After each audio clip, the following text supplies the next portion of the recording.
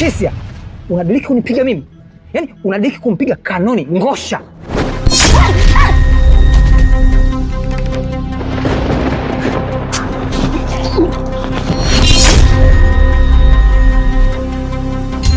Yuko wapi? Yuko wapi? Yuko wapi vipi? Ushamaliza kazi yangu? Kazi? Kwanza nimefikaje hapa? Unaniuliza mimi tena? Na kuulizaje? Kindege amekufa? Kuhusu kazi nilikuwa nishaanza kuifanya. Lakini cha ajabu nimejikuta hapa na sielewi ni kitu gani kimetokea. Kwani ulinirudisha wewe? Wewe umefikaje hapa? Hivi una akili kweli wewe? Sofia!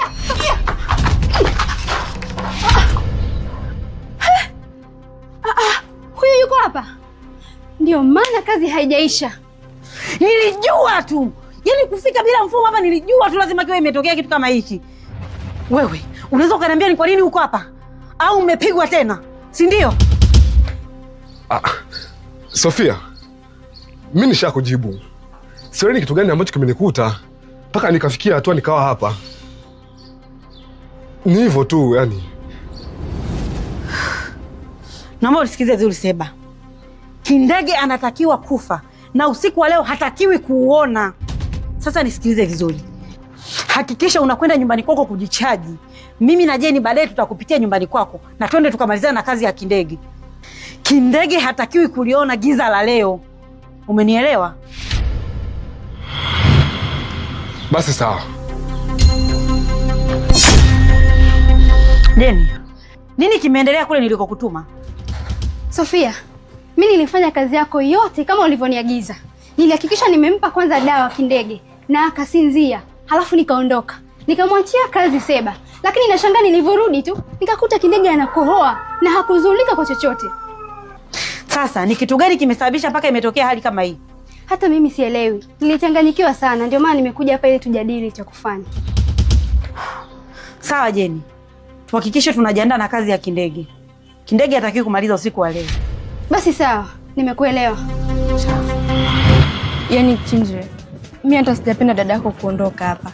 Yaani amekaa hapa hata wiki moja hajamaliza, kweli nyie mmemhamisha. Katoka hospitalini huko hata kukaa tu mtoto watu apumzike, hapana. Mmeamua kumhamisha haraka. Kwa nini sasa? Mimi hata sijapenda. Yaani nyie mnamuondoa dada yenu kweli haraka hivi, sijapenda. Farida. Haina haja kulalamika wani. Unajua hiyo ilikuwa ni mipango ya muda mrefu sana. Yaani ingebidi tena sister kipindi ametoka tu hospitali apande gari moja kwa moja aende kwa baba mkubwa Tabora. Ila tu ndio hivyo mimi nilifanya kama vile kuforce kwa sababu sio tulikuwa tumemiss. Unajua da sister amekaa muda mrefu sana huko hospital. Yaani amekaa kipindi kirefu sana. Na kipindi chote hicho kipindi yupo huko, baba yetu mkubwa ndio alikuwa anastendia kuhusu chakula, kuhusu malazi, malezi na kila kitu. Kwa hiyo alisema kabisa kwamba dada endapo atakuwa sawa, inabidi basi aende akamuone kwa sababu amemisi sana. Na sosha amestendia vitu vingi mpaka amefikia stage baba mkubwa uchumi wake uliyumba kabisa. Yaani uliyumba, ikabidi sasa sisi ndio tuanze sasa kuhangaika. Na ndio kipindi hicho ikabidi mimi nianze sasa kuforce. Na Farida, mimi sidhani kama kuna haja ya kulalamika. Yeye anaenda huko anakaa tu nadhani si mwezi mmoja, si miezi miwili. Baada hapo atarudi. Kwa hiyo baba mkubwa amemwomba aende kule kwa ajili ya uangalizi. Kwa sababu dada unajua atangia ameenda huko hospitali mpaka kwa sasa hivi amepoteza vitu vingi sana, amepoteza afya, rutuba na kila kitu. Kwa hiyo akienda huko atapata treatment nzuri, angawa afya yake itarudi kama hapo awali. Ndio maana baba mkubwa ameshawishi sana juu chini aende huko kwa sababu Avenge unajua tunaishi umendagu tu. Kwa akienda huko mambo yatakuwa biebie. Mimi sijapenda wala nini. Na baba mkubwa wenu usingemwacha tu akakaa hata kidogo jamani. Mtu kafika juzi tu kulileo amemuondoa hapa nyumbani. Mimi sijapenda kwa kweli. Sema kwa vile amesema atawahi kurudi sawa. Namwambia tu Mungu awahi kurudi.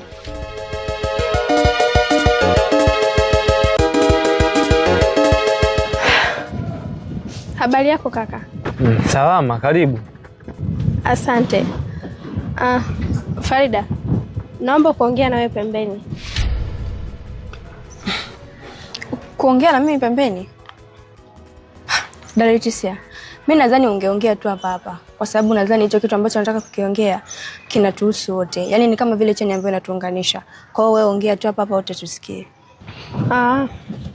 Sawa kama nataka tuongee hapa. Kakaangu, kwanza samahani sana. Najua mimi na wewe hatujawahi kuzoeana kivyo vyote vile. wala hatuna ukaribu wowote. Lakini kilichonileta hapa nyumbani kwenu, nimekuja tu ili kusudi tujadili ni jinsi gani tunaweza tukafanya kulipa deni la watu. Deni? Ndio, deni. Mimi nadhani unajua ambacho nakizungumzia hapa. Nadhani unajua kuwa Farida alienda nyumbani kwake akachukua vitu vya mume wake na akaviuza. Kwa hiyo vile vitu vinaleta shida na mpaka sasa hivi mume wake anafanya fujo nyingi sana. Kwa hiyo mwanzoni nilikuwa nimesema nimtelekezee mdogo wangu Farida atamaliza kila kitu.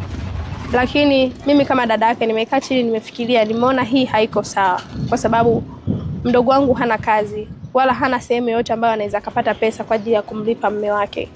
Kwa hiyo kitu ambacho nilikuwa nimekaa chini nikakiwaza, ni mimi na nyinyi tukae chini tufikirie ni jinsi gani tunaweza tukapata pesa kwa ajili ya kumlipa Kanoni, na akatulia akaacha kufanya fujo hizi ambazo wanazifanya kwa sababu kila siku anapiga simu ananisumbua, sina amani.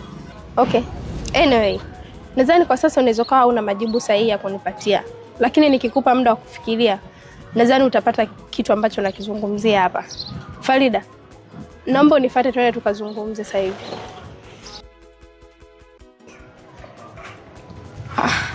Sasa hivi? Ndio sasa hivi, nifuate. Haya kaka, kwa heri. Sawa, karibu tena.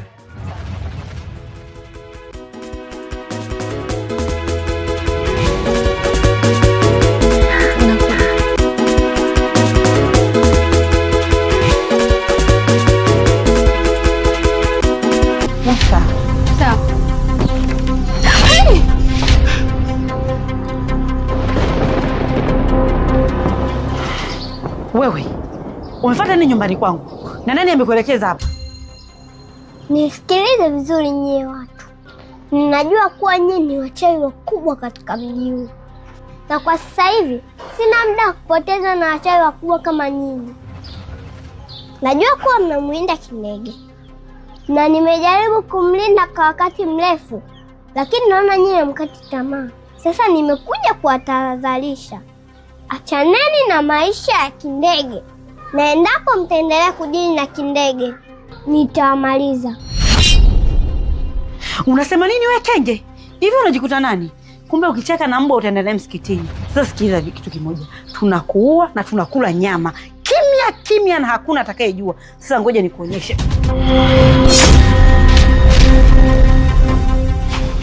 Wewe, ngoja nikuonyeshe.